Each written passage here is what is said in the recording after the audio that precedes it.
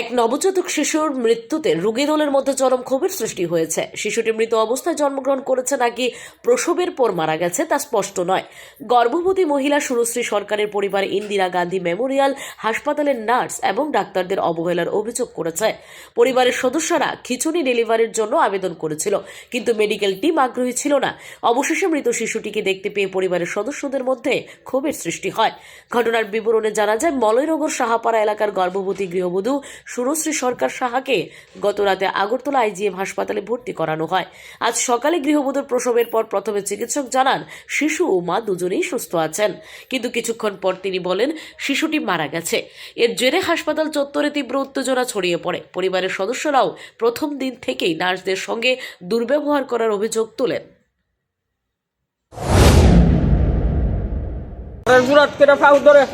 আজকে সকালে যখন ডাক্তার আইসে তখন কইছে স্যার আমার ছুটি দাঁড়ান, আমার হাজব্যান্ড কইছে আমার সিজার করাবো, তো তোমার জামাই এনে সিজার করবো, তোমার জামাই এনে সিজার করবো।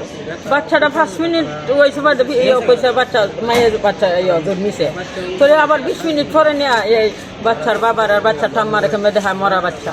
এরপর বাচ্চাটা দেখছি তো বেদনা খাইয়া জানেন নীল হয়ে রয়েছে, আগ কইরা মারা গেছে বাচ্চাটা।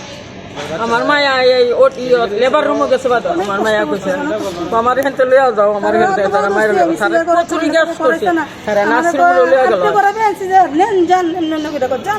তারা কি হয়েছে, আমার মায়া কষ্ট করছে, আমার মায়ার বুক কালি হয়েছে।